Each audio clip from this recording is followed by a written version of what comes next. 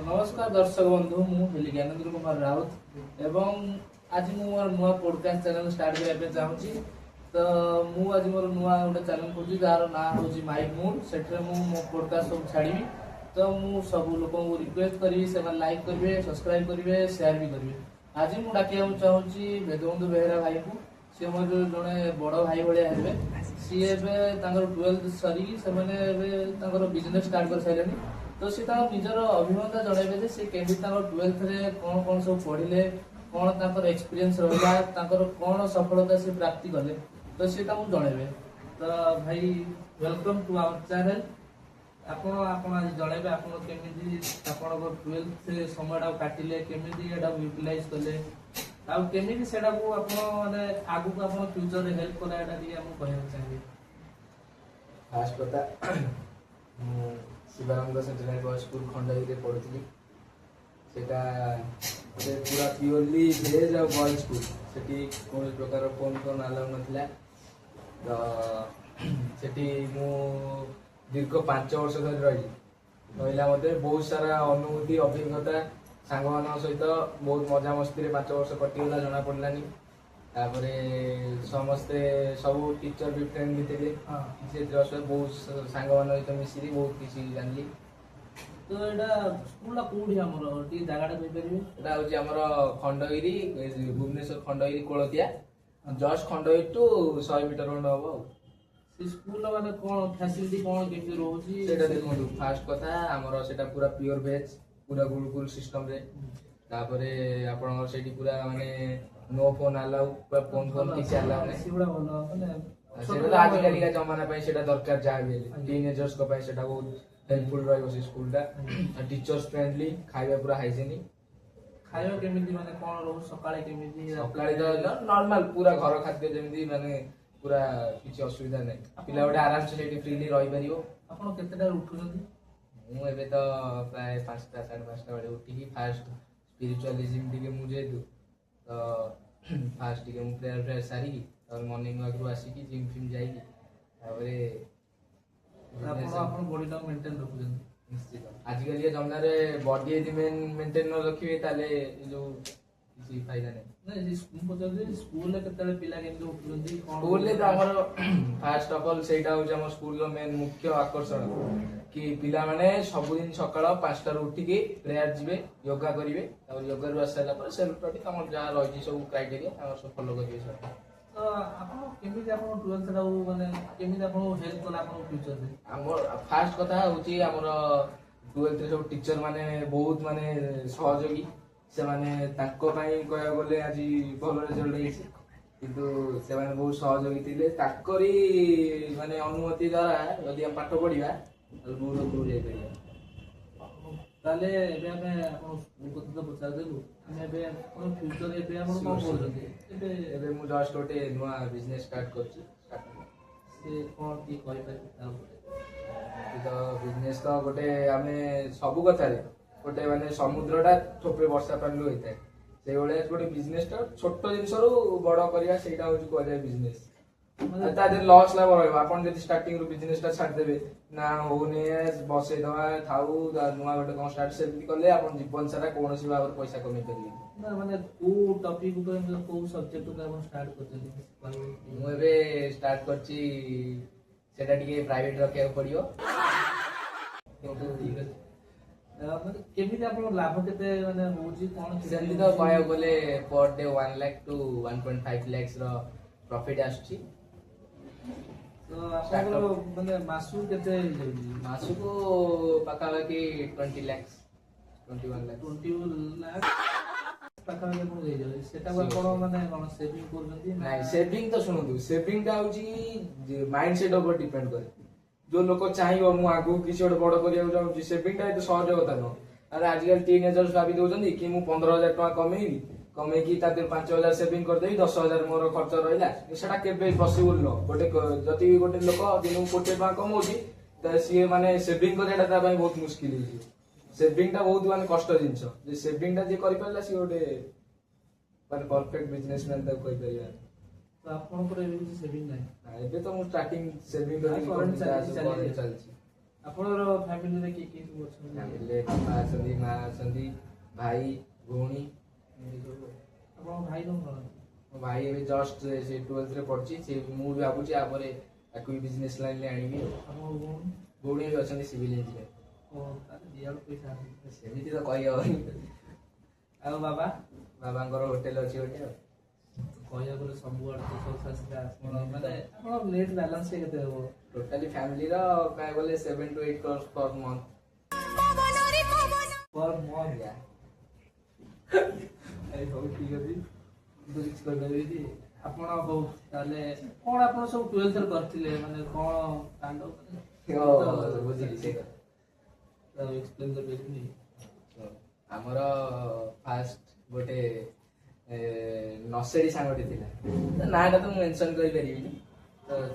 କହୁଛି ଆପଣ ନର୍ସରୀ ସାଙ୍ଗଟେ ଥିଲା। ତାକୁ ମାନେ ମଦଟା ସବୁଦିନ ରାତିକୁ ଦରକାର, ନହେଲେ ଗୋଟେ ଦିନ ରାତିରେ ସେ ରହିପାରିବ। ତାପରେ ଏମିତି ଆମେ ସବୁ ବସିଥାଉ ବସିକି ଆମର ଆପଣ ତ ଜାଣିଛନ୍ତି ହଷ୍ଟେଲରେ ଖଟିଟା ହବା ଆସିବ। ବସିଥାଉ ସେମିତି ବସିଲା ମଧ୍ୟ ସେ କହିଲା କି ଆରେ ବେଦ ଆଜି ଟିକେ ପ୍ରବଳ ମଦ ପିଇବାକୁ ଇଚ୍ଛା ହଉଛି। କହିଲେ କଣ କରିବା? ସେତେବେଳେ ସମୟ ହେଇଥିଲା 10:30। ଆଜି ତାକୁ ବିଶ୍ୱାସ କରିବନି 11ଟା ବେଳକୁ ଖୋଜିଲା ବେଳକୁ ନାହିଁ ସେ। କୁଆଡେ ଯାଇଛୁ? ଟୋଟାଲ ସେ ଗେଟ୍ ଫେଟ୍ ଭାଙ୍ଗି ଦେଇକି ପଳେଇଛି ବାହାରକୁ।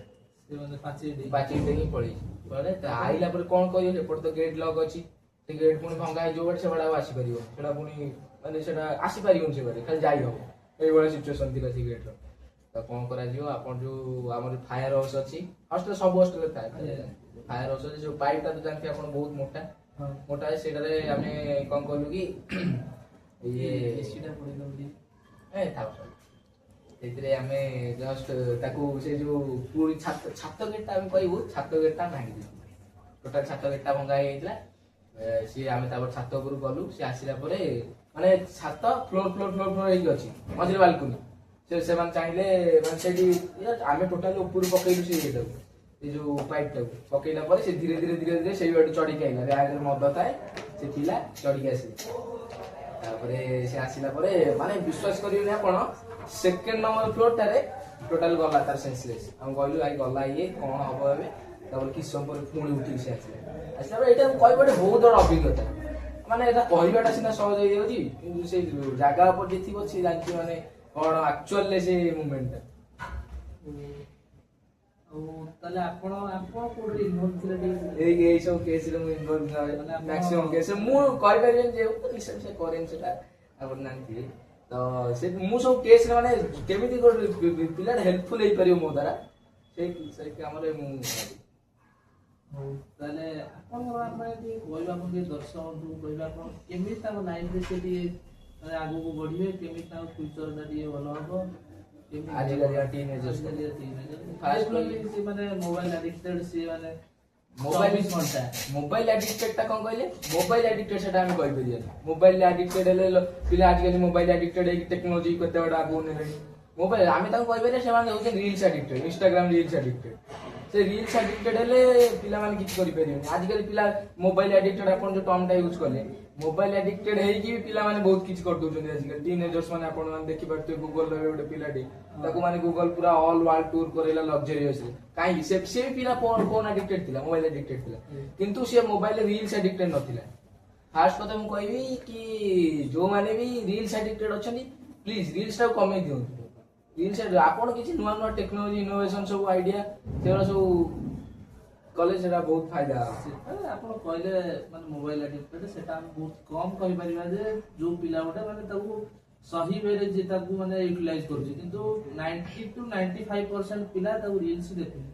ତ ୟାକୁ କମେଇବା ପାଇଁ ଆମେ କଣ କରିପାରିବା? ମୁଁ ତ ଫାଷ୍ଟ କହିବି କି ଆମ ଟିନେଜର୍ସଙ୍କ ପାଇଁ ଆପଣ ଯଦି ଭାଇ, ଆପଣଙ୍କ ଭାଇ ନିଜ ଭାଇ ସେ ଯଦି କରିଥାନ୍ତା ଆପଣ କଣ କରିଥାନ୍ତେ? ଫାଷ୍ଟ କଥା ତ ତାକୁ ତ ମୋବାଇଲ ଆଗେ ଦବା କଥା ନୁହଁ, ନା ଯଦି ବି ଦେଲେ ଫୋନ ଅଛି ଫାଷ୍ଟ କଥା ବଡ ଭାଇ ହିସାବରେ ତାକୁ ଫାଷ୍ଟ ମନା କରିବି। ଯଦି ବି ସେ ନ ଶୁଣିବ ତ ଆଜିକାଲି ସେ ମାନିବ, ସେଟା ସିଓର। ତାପରେ ଆପଣ କହୁଛନ୍ତି ନିଜ ଫୋନ ଟା ତା ପାଖକୁ ନେଇ ଆସିବି ସକାଳ ଯଦି ବି ନେଇ ଆସିଲେ ସେ ତ ଅନ୍ୟ ବେଳେ ବି ଦେଖିପାରିବେ ଆପଣ। ସେମିତି ଶୁଣନ୍ତୁ, ଗୋଟେ ମଦୁଆକୁ ଯଦି ଆମେ ଡାଇରେକ୍ଟ ମଦଟା କହିବା ଛାଡିବା ପାଇଁ ଛାଡି ହବ? ଧୀରେ ଧୀରେ ସେ ପିଲା ଆଜି ଦେଖୁଛି 9 ଘଣ୍ଟା ରିଲ୍ସ, କାଲି ଦେଖୁ 7 ଘଣ୍ଟା, ତାପରେ 5 ଘଣ୍ଟା, ଧୀରେ ଧୀରେ କରି ତାକୁ ଛଡିବାକୁ ପଡିବ। ତ କଣ ଆପଣ ତାକୁ steps ନେବେ ଆକ୍ସନ ନେବେ ତା ପ୍ରତି ଆକ୍ସନ କଣ ସେମିତି ମୋବାଇଲ ଆକ୍ସନ ନେଇ ହବନି ସେ କଣ? ଫାଷ୍ଟ ଧୀରେ ଧୀରେ ମାନେ କଣ ଫ୍ରେଣ୍ଡଲି ତାକୁ ଛଡେଇବାକୁ ପଡିବ ବୁଝିବାକୁ ପଡିବ ତାକୁ ଫାଷ୍ଟ। ତ ଆପଣ କଣ ଭାବିଛନ୍ତି ଆପଣ? ମୁଁ ଭାବୁଛି ଟିନେଜର୍ସ ପାଇଁ ଯଦି ଇନଷ୍ଟାଗ୍ରାମ ଟା ଟୋଟାଲି ବ୍ୟାନ୍ ହେଇଯାନ୍ତା ଓନ୍ଲି ଫର ଟିନେଜର୍ସ ତାହେଲେ ମେ ବି ମାନେ 18 ବର୍ଷ ପୂର୍ବରୁ Yeah. ସବୁ କେହି ୟୁଜ କରିବେ।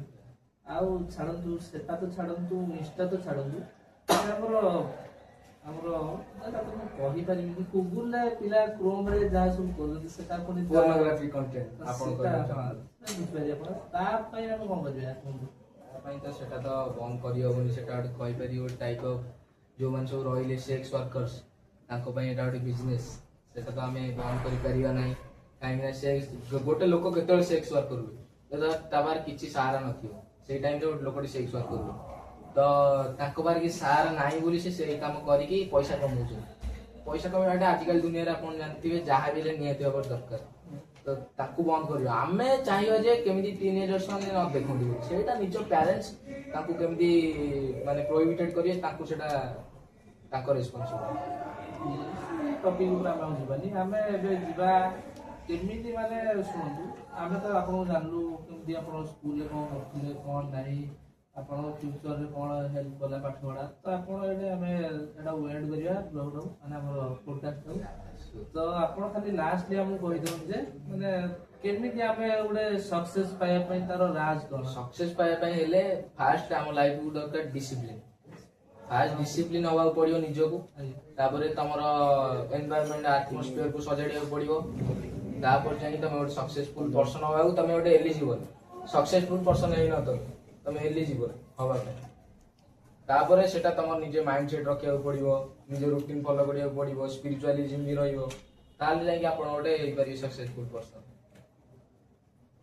ତାହେଲେ ଆମେ ମୁଁ ଆଉ ଗୋଟେ ଲାଷ୍ଟ ପ୍ରଶ୍ନ ପଚାରୁଛି କେମିତି ମାନେ ଆପଣଙ୍କ ଭଳିଆ ଆମେ ପଇସା କମେଇ ପାରିବୁ ଯେମିତି ସେମିତି ତ ସମସ୍ତେ ଯେମିତି ଆପଣ କହିଲେ ପର ମନ୍ଥ 7 ରୁ 8 କୋଟି ଆପଣ କମଉଛନ୍ତି ତାହେଲେ କେମିତି ସେଇଟା ଡିପେଣ୍ଡ କରେ ନିଜ ମାଇଣ୍ଡ ଉପରେ ସେଟା ନିଜ ମାଇଣ୍ଡ ଟାକୁ ଆପଣ ଘଟାନ୍ତୁ ମୁଁ ତ ଏଠି କହିଦେଲେ ଆପଣ ମୋ କପି ପେଷ୍ଟ କରିଦେବେ କପି କାଟି ଆପଣ ନିଜେ ମାଇଣ୍ଡ କୋଉ ବାଟକୁ ପଇସା କମେଇ ପାରିବେ ଏମିତି ନୁହଁ କି ସେ କାମ ଭଲ ବାଟରେ ଆପଣ ଫାଷ୍ଟ ଗୋଟେ ଟିଚରସିପ ରୁ କି ଯୋଉ ବାଟୁ ବି ପଇସା ଟା କମେଇବା କିଛି ମାନେ କଷ୍ଟ କଥା ନୁହଁ କିନ୍ତୁ ଗୋଟେ ଜିନିଷ ଆପଣ ମନେ ରଖିବେ ଛୋଟରୁ ବଡ ମେନ୍ ହଉଛି ପ୍ୟାସେନ୍ସ ଯିଏ ରଖିପାରିଲା ତା ପାଇଁ ବହୁତ ବଡ କଥା।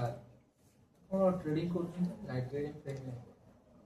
ତାହେଲେ ଆପଣ ମାନେ ଆପଣଙ୍କର ଏବେ ନେଟ୍ ବାଲାନ୍ସ କେତେ ଦେଖୁଛନ୍ତି ସେମିତି ତ ଏଇଟା ପବ୍ଲିକଲି ସେୟାର କରିହବନି ମାନେ ଆପଣ କୁହନ୍ତୁ ଆଜମ୍ପସନ ଗୋଟେ ରଖନ୍ତୁ ଏବେ ନେଟ୍ ବାଲାନ୍ସ ମାନେ ମାନେ ବ୍ୟାଙ୍କ ଆପଣ ମାନେ କହିଦିଅନ୍ତୁ ଏବେ ଆପଣ ଯେତିକି ପଇସା ଅଛି ଆପଣ କଣ କିଣିପାରିବେ? ଯେତିକି ପଇସା ଅଛି 7-8 डिफेंडर खड़ा कर दूंगा तेरे घर के आगे। ଛାଡ଼ନ୍ତୁ ଆମେ ତ ଆପଣଙ୍କ ଘରଟା ଗୋଟିଏ ନାହିଁ ଆମର ଯାଜପୁର ଠିକ ଅଛି ଜାଣିଗଲି ତ ମୁଁ ଆଉ କିଛି ପଚାରିବା ପାଇଁ ଚାହୁଁଛି ତ ଏବେ ଆମେ ଆମ ପୋଡକାଷ୍ଟଟାକୁ ଏଣ୍ଡ କରିବା ତ ଏବେ ଆମେ ଆମ ଲାଷ୍ଟଲି ମୁଁ କହିଦେଉଛି ଧନ୍ୟବାଦ ଆପଣ ଆସିଲେ ବହୁତ ଆମକୁ ମାନେ ଏକ୍ସପିରିଏନ୍ସ ଆପଣଙ୍କର ମାନେ ବହୁତ କିଛି ଆମ ଅଡ଼ିଏନ୍ସ ମାନେ ଜାଣିବେ ତାଙ୍କ ଦ୍ୱାରା ହିଁ କ'ଣ କ'ଣ କରିବା ଦରକାର ଲାଇଫରେ କ'ଣ ନାହିଁ ତ ଆସିକି ଆପଣଙ୍କୁ ଖୁସି ଲାଗିଲା ତ ଧନ୍ୟବାଦ।